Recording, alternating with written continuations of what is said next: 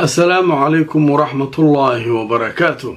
كلتي wanaagsan asxaabay meel kastoo aad joogtaan kusoo dhawaada mid ka mid ah qisooyinka cajiibka ah ee aanu kusoo gudbinayno channelkeena qisooyinka nadaara laba. haddaba toddobaadkan waxaan idin hayaa qiso kale oo cusub oo ka mid ah qisooyinka uu qoray qoraaga la yiraahdo Abu Dalaal al-Hamrani oo ah suxufi u dhashay wadanka Kuwait. haddaba qisadan yaana warkaydi ku daalinin waxay dhacday sanadkii 2015 waxay ka dhacday magaalada Qaahira ee caasimadda dalka Masar. haddaba qoraaga wuxuu leeyahay qisadan waa mid aad iyo aad cajiib u ah. waxay ka mid tahay qisooyinka dadku ay tahay inay wax ku fahmaan oo ay ku cibro qaataan. haddaba qisadu waxay bilaabanaysaa subax saacadu marka ay ahayd 7 subaxnimo ama 1 saac oo subaxnimo. waxay ahayd maalin shaqo. zaxmada wadooyinka, dadka iskuulada u socda, kuwa jaamacadaha u socda, kuwa shaqooyinkooda u socda, kuwa ganacsigooda u socda. magaaladu sida caadada ah waqtiyada subaxii hore ah waa jaam ama waa ciriiri. Qaahiro kaligeed ma aha ee waxaa la qabaa dhammaan magaalooyinka oo dhan oo subaxii dadku waxay raadsanayaan rasiqigooda iyo kuwii waxbarasho u socdayna waxbarasho. 7 subaxnimo mid ka mid ah isgoosyada waaweyn ee magaalada Qaahira ayaa waxaa soo maray nin ganacsada oo weyn oo dhalinyaro ah oo la yiraahdo Ahmed Saydi. gaari aad u qurux badan oo kala jiidan ayaa waxaa saaran isaga iyo darawalkiisa.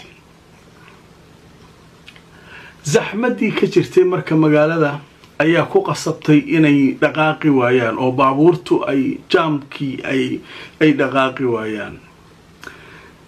magaalada marka waxaa ka jira Qaahira dad badan oo mutasawiliin ah oo iska tuugsada oo iska sabool ah, hooyooyin caruur wata, kuwa aan caruur wadan, dharkoodu iska jeexjeexan yahay oo sidaasoo kale aroortii subaxa marka traafigu jiro oo jaamka jiro oo wadooyinka ciriirigu yihiin dadka dariishadaha u garaaca oo halkaa bariya oo yiraahdaa waxna siiyo waxna tara.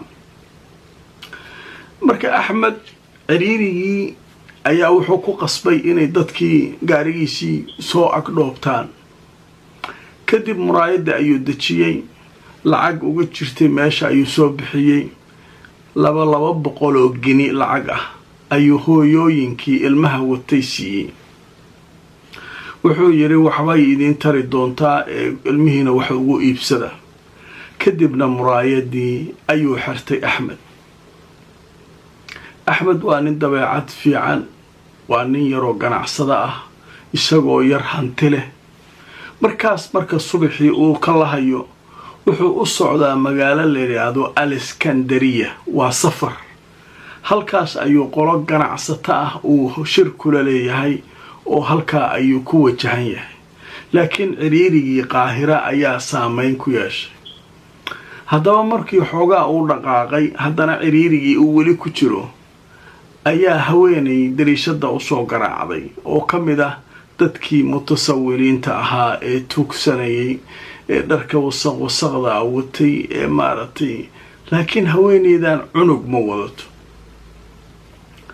muraayadii marka ay soo gargaraacday markaas waxay tiri walaalow aniga ku dhiman waxba maadan isiin, aniga ma isiisid. marka muraayadiisa aad looma arki karo qofka ku jira. marka wuu dejiyay. markaasuu saas u fiiriyay. wuxuu yidhi anti Muna, adiga ma Muna tahay? munaduna maxay tahay? munadu 4 sano ka hor gabar uu Ahmed qabay oo ay kala tageen waaye. Ahmed wuu yaabay. markaasay tiri nacam ana Muna, aniga waxaan ahay Muna. wuu yaabay Ahmed. wuxuu yidhi maxaa ku helay? sootii markii aan kala tagnay maxkamadda aan kugu furay meherkaagii oo 3 milyan oo gini ah soo kuma siinin. maxay tahay gaajadan iyo dhibaatadan ku haysata? markaasay ilmays wuu yaabay. markaasay waxay tiri waxaan hadda istaag kaaga warrami kara maa Axmedow, ee waxay u baahan tahay inaan wixii igu dhacay kaaga sheekayo. Axmed wuu yaabay. gaariga gadaal soo galay. gaarigii gadaalee fuushay. markii gaarigii fuushay gaarigu ma dhaqaaqayo, tartiib u socdaa. ciyaalkii mutasawiliinta iyo dadkii meesha jooga dhan way qaylinayaan. waxay leeyeen allah, war ninku muxuu ahaa? war gabadha maskiinta ama lacag baa ku sirsiranaysaa.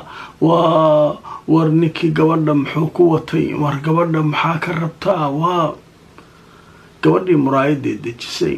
dadkii la hadashay. waxay tiri aniga cid i xoogtay male, cid qasab gaariga igu saaratay male, cid igu xadgudubtayna male.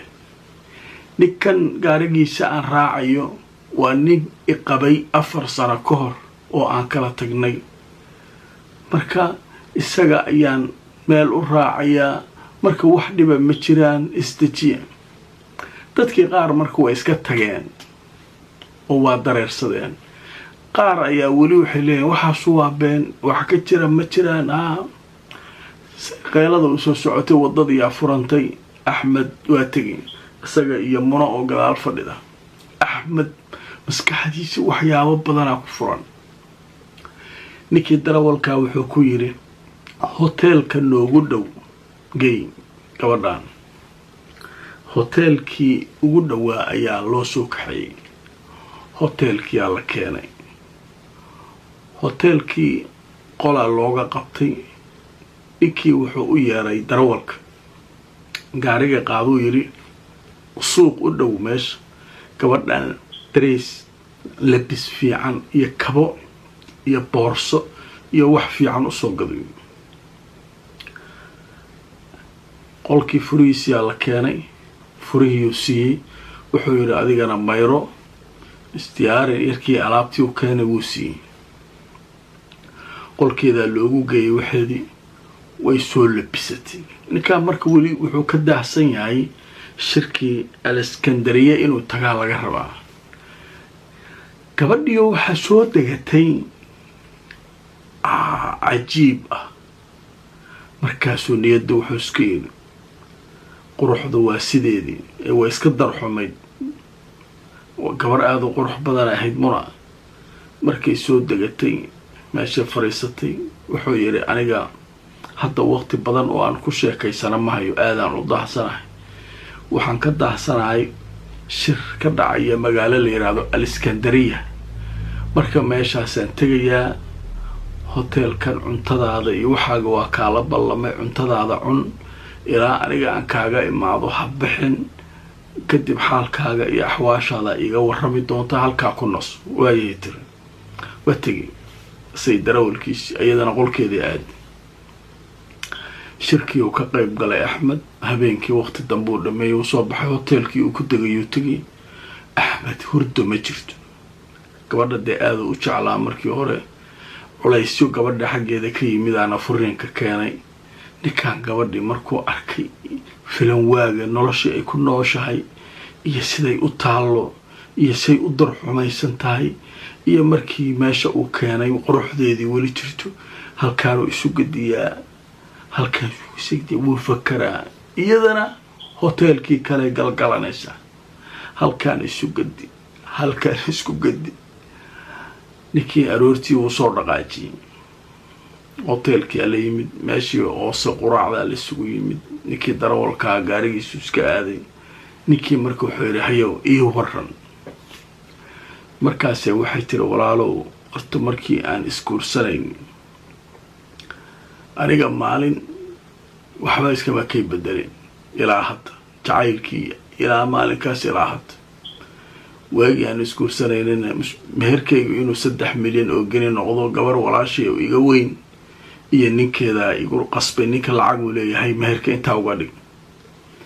markii aan isqabnayn xoogaana iyagaa waxay yidhaahdeen si aan lacagta u helno 3 milyan waa ninka inaa iska furtaa, been abuur ku samee, wax ku samee lacagta, marka gurigaan kaaga iibinaynaa qaybna maaragtay annagaa qaadanayn. marka waxay yidhaahdeen si xun ay ila dhaqmeen. markii lacagtii ayaan soo qaaday, furiinkii laysoo furay, lacagtii way igala wareegeen, waana iga dhuunteen, waa iga tageen. anigii marka waxaan ku soo dhacay meel cidlaa. khasaaraha gurigaygii burburay iyo adiga dembigii aan kaa galay iyo xaqii dhibaatadii aan kuu geystay iyo gardaradii aan kugu sameeyey waayo waxa maanta haysta oo aan la warwaraayo. ilaah baan ku dhaartay 3 milyan oo aan kaa soo qaadayna shilinka ma haysto, iyagaa iga qaatay waana iga luunteen. xal kale ma haysanin oo aan ahayn inaan dariiqa istaago oo aan dadka wax weydiisto kaalmo. gabdho aan waxba haysan oo masaakiinaan la saaxiibay, iyagaasaan maaragtay guri ay degan yihiin qayb ka degay. axmed wuu yaabay. axmed qalbigiisa aad ayuu u qafiifay, ilintu way soo dhaaftay. xaaladda ay ku nooshahay gabadhan miskiinta ah, sida loo khiyaamay, walaasheed la dhalatay ayaa sidaa u galaysa, gurigii ka burburisay, iyadii meel cidlaa uga tagtay. gabadhuna waa gabar yar. wuxuu yidhi markaa dhagayso, adiga waa kala tagnay, laakiin aniga waxaan diyaar u ahay weli, maadaama qof la dhibaateeye aad tahay, qof laga caqli badiye aad tahay, qof la khiyaamay aad tahay, qof reerkeedii la burburiye aad tahay, waa ku gacan qabanayaa. marka sidee jeceshahay? waxay tiri ani hoteelkan inaan deganaado ma rabo, xaafadayda inaan ku noqdaan rabaa, meeshaas wixii aad igu tari karto igu tar. xaggee degantaa u yiri. markaase waxay tiri waxaan deganahay meel heblaayo dhismaha meeshaas ku yaala oo dadka iska saboolkaa degan yihiin ayaan qolka deganahay, meeshaasa deganahay, bas meeshaada iska deg uu yidhi. wixii biilal iyo waxa dhan anaa kuu soo diraya, meeshaan hadda safar yaraan galahayaa, waa soo laabanaya, waxaan u tegayaa shir Kuwait dhowr bilood, 2 biloodaa soo maqnaanaya, kadib aan soo noqonaya. okay, 2 bilood intuu maqan yahay lacagteedii ku filnaydna wuu siiyey. wuxuu yidhi dariiqii mar kale ha ku noqonin, khataro fara badanaa kala kulmi kartaa, dhibaata kala kulmi kartaa, marka gurigaaga iska joog, waa ku gacan qabanaya. waaye bis xogaa lacag uu siiyey, iyaduna way soo baxday, isaguna waa dhoofay, wuxuu aaday Kuwait. 2 bil uu Kuwait joogay, niyaduu ku hayaa gabadha dee aada u jeclaa. markii hore soo laabtay, darawalkii wuxuu yidhi waxay geysaa gurigii maalinkii ay noo tilmaamaysay gabadhi. gurigii intuusan soo gaarin oo meeshii oo iskooysyadii mid ka mid a isagoo maraya ayaa haddana gabadhii u ku arkay meesha iyadoo isgoyskii taagan. war waxau lahaa jooji balgaariga, taasoo Muna maaha, u yeer. waa loo yeeray. Muna haay tiri, maxaa dhacay? xal kale ma haystee tiri, maxaa dhacay? aniga inaa nin aan lacagtii ka qaatay oo ifuray, inaan haddana lacag uu isiiyo ibiilo, anigana aan xumeeyey, qalbigaygu way siin waaye. marka walaalow lacag danba haysiinin, dadkaygaasaa iska dhex joogaa. wadhacayso yiri dhakaan, gurigaaga hortaygay aan soo arkay. gurigiyaa la soo aaday, qolkiiya furtay, waa la soo galay, sariir yaroo iska docosho iyo miis yar iyo waxbaa u yaala. laakiin wuxuu la yaabay, sariirta korkeeda waxaa ku dhegan sawir weyn oo arooskii labadoodii ah. axmed wuu fiiriyey, wuxuu yidhi Muna maxaa dhacay, maxay tahay? Muna waxay tiri aniga noloshaydii markii ay soo martay markaanay ahay anaa ka faa'iidaysan waaye. marka waxaan rajaynayaa dadka kale ee noloshaas oo kale ku jira ee dad warkooda inay yeelaan reerkooda iska dumiya inay ka feejignaadaan. aniga weli waan ku jeclahay tir sawirka meeshii ugu dhagan maalinkaas sida aan ahaabaan ilaa maanta ah, laakiin hadda waxaan ka qaban kara male. waa kugu xadgudba shalay adoon dembiga galin baan been kaa sheegay, dembi buu iga galaa iri, maxkamad baan ku geeyay, qasab baan kaaga qaatay dalqadahaygii, intaasoo dhan waa laysirayay, been baa lai sheegay. laakiin haddaan ogaaday wax kasta. soo baxuu yiri marka wuu soo kaxeeyey meel makhaayadu keenay, halkaasay fariisteen, waa la qadeeyey. kadib wuxuu yidhi hooyaday inaad la hadasho ma jecesha. hooyadiis marka gurigii ay deganaayeen ayay la joogtay. gabadha markii ay sida xun wiilkeeda ula dhaqmaysay iyo wixii oo dhan aaday ula hadli jirtay. waxay dhihi jirtay walaalay gabadhaydiyaa tahay, waxay wiilkaygu kaa sameeyay ii sheeg, maxaa hadlaysan, maxaa isaga furaysaa. warkeeda waa diid. marka wuxuu yidhi waxay tiri waa ka baqayaa, shalay warkeedii yaan diiday, sodohday way la hadli jirtay, qof fiican ay ahay, adi ma la hadlaysaa. way aamusta. waxay tiri haa. wuu wacay hooyadiis, wuxuu ku yidhi hooy munaan ila joogtaan arkay. iigu dhiibay tiri. waa loo dhiibo. war gabadhaydii xaggee ka baxday, maxaad ii soo wici weyse, maxaa noo soo salaami weyse, maxaan kaa hadlaynay, dad wanaagsan oo si wanaagsan kula macaamilo miyaanan ahayn.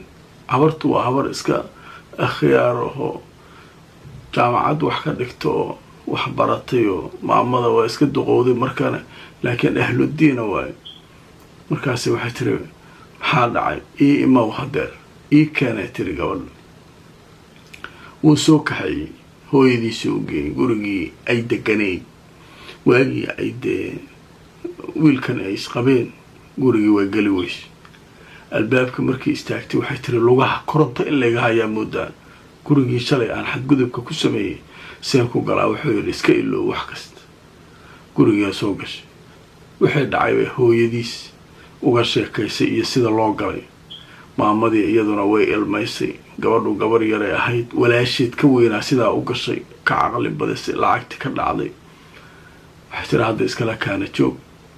wiilkeeda waxay ka codsatay, waxay tiri wiilkaygiiow muna iska cafis si maadaama ay kuga xadgudubtay, iska cafi, anigana waan cafiyey, aan wada cafino. waa la cafiyey muna. maamadii waxay ka shaqaysay muna iyo axmed inay dib isugu celiso.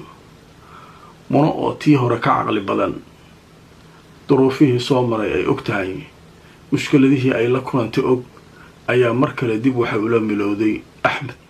waxay nasiib ku lahayd muna 4 sano ee axmed ay kala maqnaayeen.